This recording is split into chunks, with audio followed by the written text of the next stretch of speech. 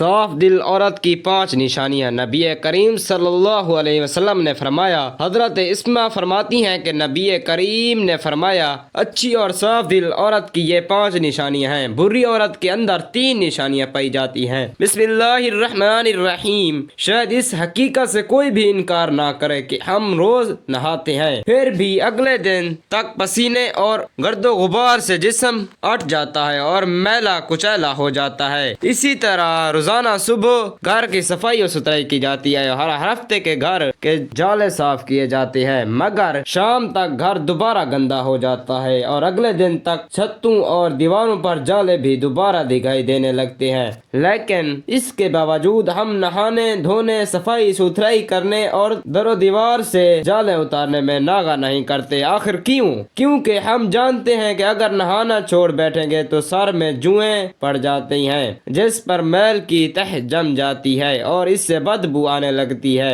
یوں ہی کچھ عرصے تک گھر کی صفائی اور جھاڑو چھوڑ دینے کی صورت میں گھر رہنے کے قابل نہیں رہے گا۔ لہٰذا ہم جسم، لباس اور گھریلو صفائی کی اہمیت دیتے ہیں اور دینی بھی چاہیے، مگر ایک اہم چیز ایسی بھی ہے جس کی صفائی کی طرف عام طور پر توجہ نہیں دی جاتی، اور وہ ہے دل۔ حالانکہ دلوں کا معاملہ بھی کچھ ایسا ہی ہے کہ جب ہم اسے صاف ستھرا رکھیں تو عبادتوں میں دل لگ رہا ہوتا ہے، فرائض کے ساتھ ساتھ ہم نفل بھی پڑھ رہے ہوتے ہیں، تہجد کی بھی سعادت مل رہی ہوتی ہے، لیکن جب ہم اس کی صفائی سے توجہ ہٹا لیتے ہیں تو یہ میلا کچیلا اور کالا پڑنے لگتا ہے۔ نتیجتاً نفل فرائض بھی دل نہیں لگ رہا ہوتا، خود پر جبر کر کے نمازیں ادا کر رہے ہوتے ہیں، گناہوں کا رجحان بڑھ جاتا ہے اور ان سے بچنا دشوار ہو جاتا ہے، اور مصیبت در مصیبت یہ کہ میلا ہونے کے بعد دل اچھی باتوں کا اثر بھی بہت مشکل سے قبول کرتا ہے۔ لہٰذا دیگر چیزوں کی صفائی کے علاوہ اپنے دل کی صفائی اور پاکیزگی کا بھی خیال رکھنا چاہیے۔ آئیے دیکھتے ہیں کہ دل میلا کیسے ہوتا ہے اور اس کی صفائی کے لیے کیا اہتمام کرنا چاہیے۔ حضرت ابو ہریرہ رضی اللہ تعالی عنہ بیان کرتے ہیں کہ رسول اللہ صلی اللہ علیہ وسلم نے فرمایا، جب مومن گناہ کا ارتکاب کرتا ہے تو اس کے دل میں ایک سیاہ نقطہ لگ جاتا ہے، اگر وہ توبہ کر لے تو اور بخشش طلب کرے تو دل میں چمک اور جلا پیدا ہوتا ہے، اور اگر مزید گناہ کرتا ہے تو نقطے بڑھتے چلے جاتے ہیں، یہاں تک کہ اس کے دل پر وہ زنگ چڑھ جاتا ہے جس کا ذکر اللہ تعالی نے قرآن میں یوں فرمایا، ایسا ہرگز نہیں ہے بلکہ ان کے کمائے ہوئے اعمال نے ان کے دلوں پر زنگ چڑھا دیا۔ معلوم ہوا کہ دل گناہوں کی وجہ سے کالا اور زنگ والا ہو جاتا ہے، اور دل زنگ آلود ہونے کے سے بندہ گناہوں کی زہری اور باطنی بیماریوں کا شکار ہو جاتا ہے۔ زہری بیماریوں میں نماز چھوڑنا، دوسروں کی دل آزار کرنا، دوسروں کے حقوق ضائع کرنا، بڑوں کے بے ادبی کرنا، جھوٹ، غیبت، چغلی اور لڑائی جھگڑے کرنا وغیرہ ہماری عملی زندگی کو تباہ کر دیتی ہے، جبکہ باطنی بیماریوں تکبر، حسد، بدگمانی، ریاکاری، بعض حب جہ اور حرض وغیرہ ہمارے ذہنی سکون کو تباہ کر دیتی ہے، جبکہ یہ دونوں بیماریاں قبر و آخرت میں بھی سخت عذاب کا سبب بن سکتی ہیں۔ اس کا طریقہ اوپر ذکر کی گئی ہے کہ حدیث پاک میں ہی بیان ہوا کہ اگر گناہ کرنے والا توبہ کر کے بخش کے طلب کرے تو دل چمک جاتا ہے۔ ضروری نہیں کہ ہم صرف اسی وقت توبہ و استغفار کریں جب ہمیں اپنے گناہ کا پتہ چل جائے، بلکہ ہمیں چاہیے کہ وقتاً تو وقتاً توبہ استغفار کرتے رہیں، روزانہ اپنے گناہوں کی معافی مانگتے اور اپنے رب سے بخشش طلب کریں۔ ہم جتنا زیادہ استغفار کریں گے اتنا ہی ہمارا دل اجالا و چمکدار رہے گا۔ دل اجالا رہے گا تو عبادت میں لذت اور سرور بھی ملے گا اور ذوق و شوق بھی بڑھے گا۔ جسم و لباس کی صفائی اگر شخصیت نکھارتی ہے تو دل کی پاکیزگی اعمال میں نکھارتی ہے۔ اس کے علاوہ استغفار کا ایک زبردست فائدہ یہ بھی ہے کہ اس کی برکت سے زندگی کی نامواریاں اور دشواریاں آسان ہو جاتی ہیں، جیسا کہ رسول اللہ صلی اللہ علیہ وسلم نے فرمایا، جو شخص پابندی سے استغفار کرتا رہتا ہے اللہ تعالیٰ اس کے لیے ہر طرح کی تنگی سے نکالنے کا راستہ بتا دیتا ہے۔ صاف دل انسان کی 5 نشانیاں کون کون سی ہیں، اور ہمارے پیارے حضور اکرم صلی اللہ علیہ وسلم نے اچھے انسان کی کون کون سی نشانیاں بیان بیان فرمائی اور ساتھ ہی ساتھ برے انسان کی کون کون سی نشانیاں بیان فرمائی۔ یہ تمام باتیں اس ویڈیو میں پیش کی جا رہی ہیں۔ آپ سے درخواست ہے کہ اس ویڈیو کو آخر تک ضرور دیکھیے۔ محترم ناظرین، سب سے پہلے بات کرتے ہیں کہ صاف دل انسان کی 5 نشانیاں کون کون سی ہیں۔ ماہرین نفسیات کے مطابق صاف دل انسان میں یہ 5 نشانیاں پائی جاتی ہیں۔ نمبر 1، بہت جلد جذباتی ہو جائے گا، یعنی جب اس کے سامنے کوئی غلط بات کی جائے تو اس بات سے قطع نظر کے آگے کون کون بیٹھا ہے یا اس کے جذباتی پن کے کیا کیا نقصان ہو سکتے ہیں، وہ کھل کر اپنی سچائی کا اظہار کرے گا اور اس مقصد کے لیے جذبات کا سہارا لے گا۔ نمبر 2، اس کا غصہ تھوڑی دیر کے لیے ہوگا، یعنی جیسے وہ جلد بازی یا جذبات ہو کر سامنے والے سے لڑ جاتا ہے ویسے ہی بہت جلد ٹھنڈا بھی ہو جاتا ہے اور پھر سے بالکل ایسے ہو جاتا ہے کہ جیسے کچھ ہوا ہی نہیں۔ نمبر 3، ماہرین نفسیات کے کہتے ہیں کہ ایسا شخص نہایت حساس طبیعت کا مالک ہوتا ہے اور لوگوں کے تلخ رویے اسے بہت تکلیف دیتے ہیں، یعنی ایک صاف دل انسان جب کسی کا تلخ رویہ دیکھتا ہے تو اندر سے ٹوٹ جاتا ہے۔ نمبر 4، وہ ہر رشتے کو دماغ کی بجائے اپنے دل سے نبھائے گا، یعنی جس کے ساتھ تعلق نبھائے گا دل سے نبھائے گا، پورا اسی کا ہوگا اور ہر دم اس کی خیر و بھلائی کے لیے بے قرار رہے گا۔ نمبر 5، ماہرین نفسیات کے مطابق ایک اچھے اور صاف دل انسان کے 5ویں نشانی یہ ہے کہ ایسا شخص کبھی کسی کے دل میں اپنے لیے وہ خلوص اور محبت نہیں جگہ پائے گا جو وہ دوسروں کے لیے محسوس کرتا ہے، جبکہ اس کے برعکس چالاک، ہوشیار، مکار اور چپلوس قسم کے لوگ سب کے پیارے ہوتے ہیں۔ محترم ناظرین، یہ وہ 5 نشانی ہیں جو ایک صاف دل انسان کے لیے ماہر نفسیات بتاتے ہیں۔ آئیے اب اس کائنات کے سب سے بڑے امام اور پیشوا نبی آخر حضرت محمد صلی اللہ علیہ وسلم کی زبان اقدس سے جانتے ہیں کہ اچھے اور صاف دل انسان کی کیا خوبیاں ہیں۔ امام بخاری رحمۃ اللہ علیہ نے کتاب الادب المفرد میں لکھا کہ جب حضرت اسماء رضی اللہ تعالی عنہ فرماتی ہیں کہ ایک دن جناب رسول اللہ صلی اللہ علیہ وسلم نے فرمایا کہ کیا میں تمہیں تمہارے اچھے لوگوں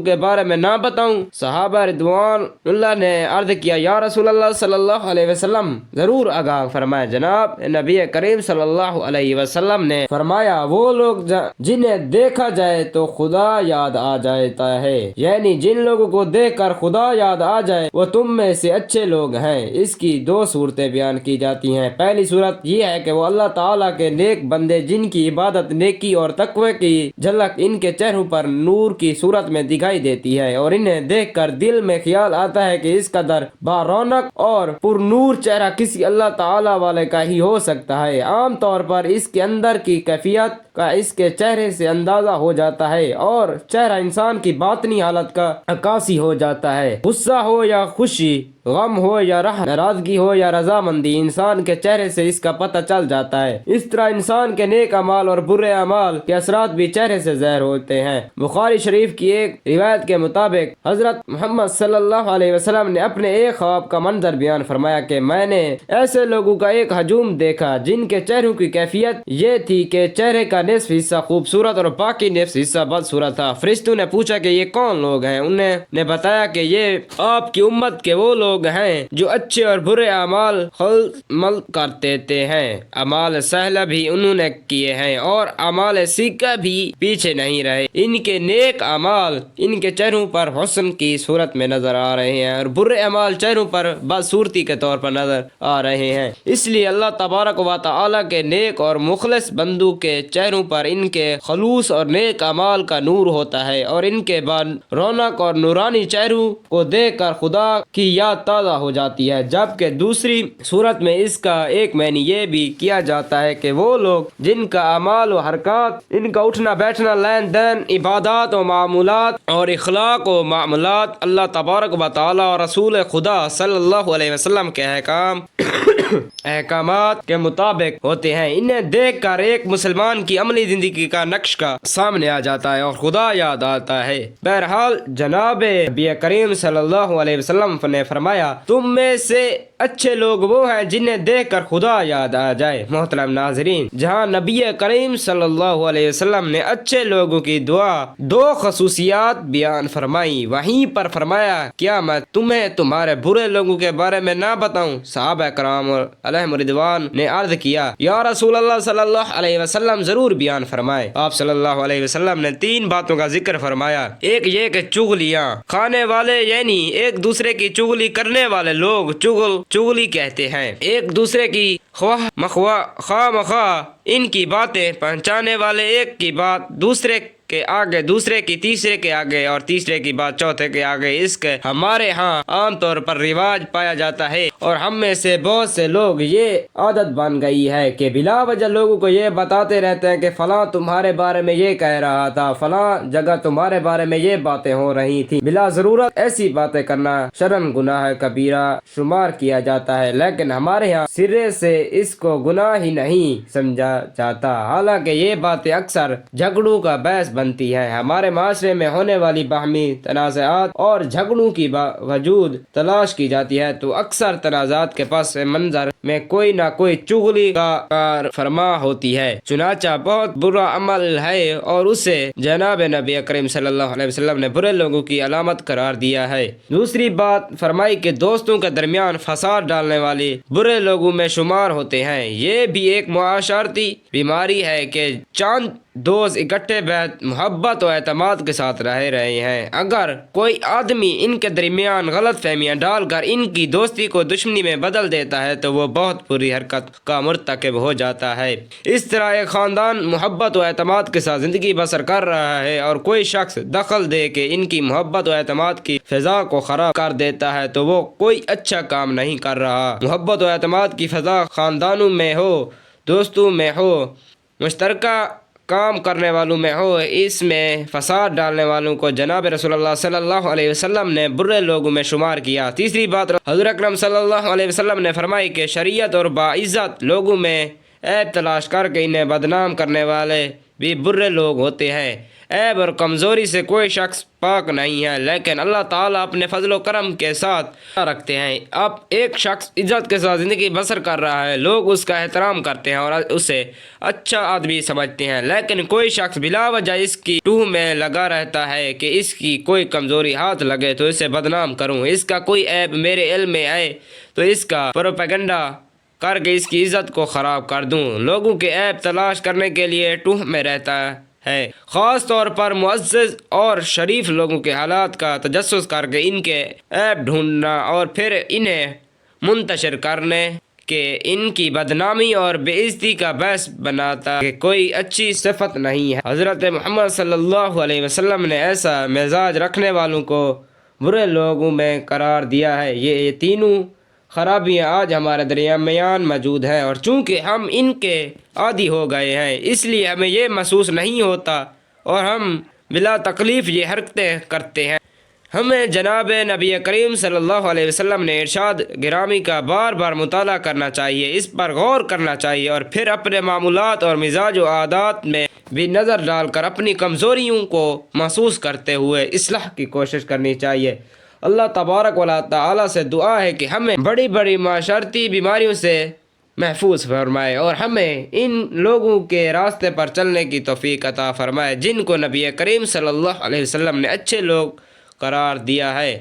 اللہ پاک ہمیں گناہوں کی گندگی سے بچائے اور ہمیں اپنے دلوں کو پاک و صاف رکھنے کی توفیق عطا فرمائے، آمین ثم آمین۔ ناظرین، کمنٹ باکس میں اللہ تعالیٰ کے 99 ناموں میں سے ایک نام ضرور ٹائپ کیجئے گا۔ اگر آپ کو ویڈیو اچھی لگے تو ہمارے چینل کو سبسکرائب کرنا نہ بھولیے گا۔ جزاک اللہ خیرہ۔